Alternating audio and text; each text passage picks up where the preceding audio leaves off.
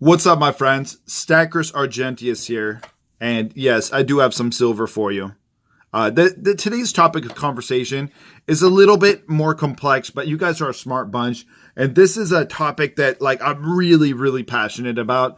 I love telling people about it and discussing it because it's really important. And I know you guys are intelligent and you want to learn and you want to know what the truth is. So right now, I'm going to actually show you an actual methodology.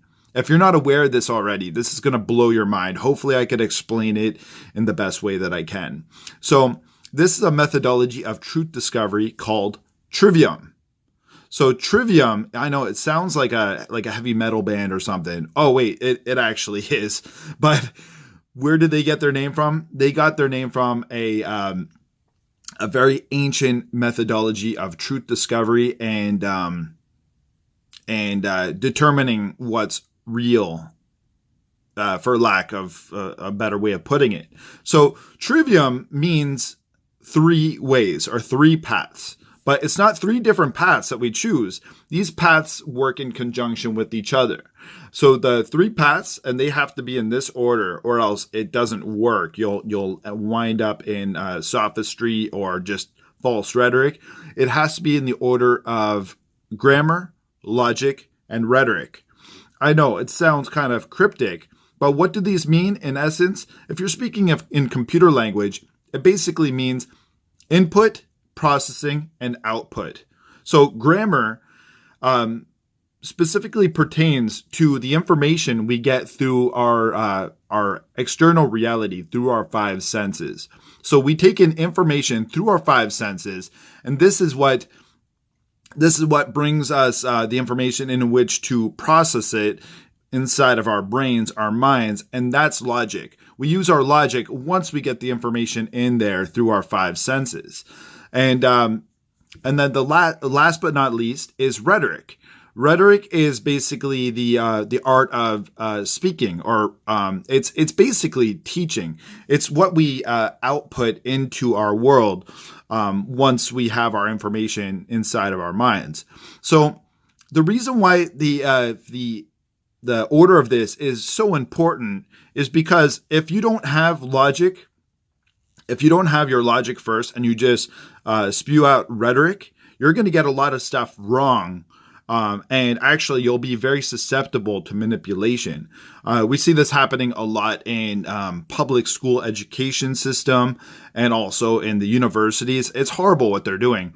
There's professors that are feeding kids all this false rhetoric, which is not based in reality. But the professors are just telling it how they believe it is or how they want their students to think it is. And the students just absorb that and they don't use their brain to reason things out and use their ability to use logic in order to determine what's true. And they just spew that rhetoric. So they go right from grammar. The teacher is spewing their grammar and they're going backwards. They're not going in the counterclockwise. They're going clockwise. The teacher's using the grammar, and it's going right back into the rhetoric, and the rhetoric is going back into the grammar. No logic is being used at all. So it really matters to use this trivium in the way that it's intended.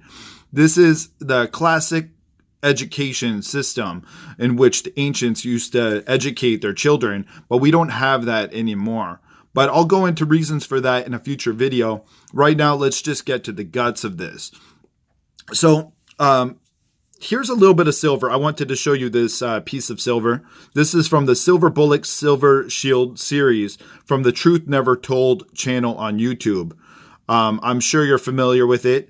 This round right here is from like 2012, I think, and this is actually a symbol. This is a symbolism of the rhetoric, and it actually says right here grammar, logic, and rhetoric.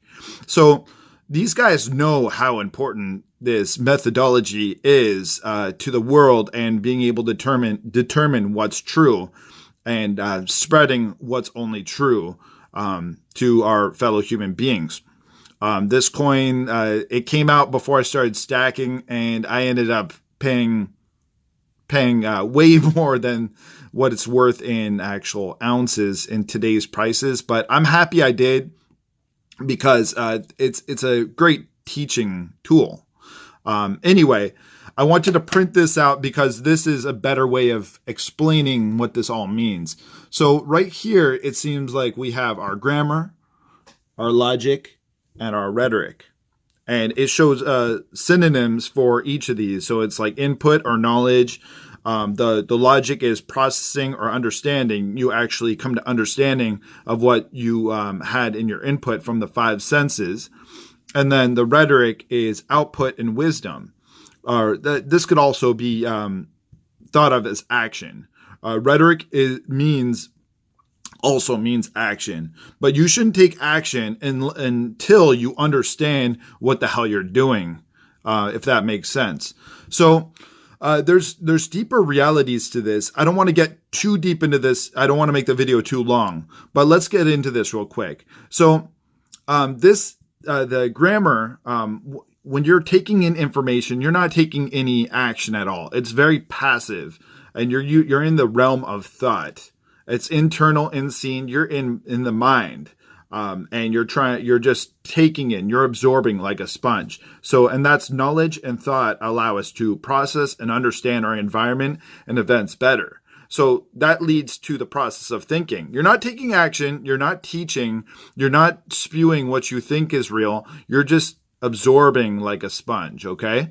You're absorbing, and you're using your brain. You're using your mind to think. You're thinking about things using your God-given faculties in order to determine what's the truth. So this is all feedback, right? You're taking in the feedback, and then so you think about why the manifestation occurred. So like that sounds kind of cryptic as well, but you're really thinking about why this information, once you understand it, you're thinking about why it's important, why you need to put it back out there, why you need to teach. And so this leads into an emotional realm. So it's kind of the heart. And so you use this process right here. So like you have to really care. You have to use the principle of caring about what you learned in order to put out that information back into the world in the form of rhetoric. And you use your free will. You use your free will choice. So there's a real dichotomy here. If you see this on this half, this is the realm of the mind. You can't really control, it's of no choice to you what you experience in your life. Sometimes you're just going to experience things that you have no choice over. So this is the realm of no choice. This is natural law determination. But when we're teaching, once we understand information, we do have free will on this side. This is randomness. So whenever there's the old age debate, where whether it's like determinism or free will, I believe that these are two components of a whole, which is interesting because it's more of a holistic approach. So once you understand the information through processing and logic, you now have wisdom. But wisdom means action. It doesn't mean just having information in your head. It means going out there and teaching it to the world at large, or at least people that care. So this is you're sowing the information right here. You're sowing the information that you have and how the manifestation occurred, how to live, what to do. You're teaching that, and use your willpower to actualize care. That's use that component of care, and then you take the action. And then you know what? It actually doubles your efforts, because once you use the action, you take action from your rhetoric, and with your rhetoric and knowledge, your wisdom and output, you actually put information back out into the ether, in which other people will absorb through their five senses. So it's really kind of interesting. This all works in conjunction with each other, which is really miraculous and brilliant. And this is what natural law is composed of, and how to determine not determine, it's how to discover what reality is in the most honest way possible. And if you understand how this works, you're going to understand how people will try and attempt to manipulate you in your life, and you'll be way more prone to, you'll be much more prone to figuring out what's true and what is false, and not falling victim to traps. So look at this. Use your knowledge, your care, and your willpower and courage. It all goes into one center, and it takes guts to use this process. But you know what? If you fortify yourself with this knowledge, you will have more guts to project yourself as a force to be reckoned with in this world.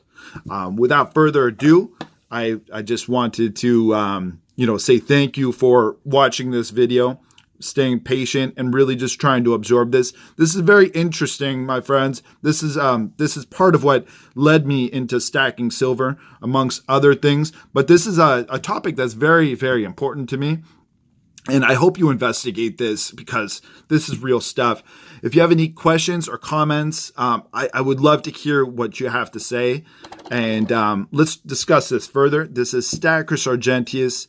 Please like, comment, and subscribe if you enjoy my content. And I look forward to coming back to you again with some more decent content. All right. So you guys have a great day. Have a great Friday, and peace out.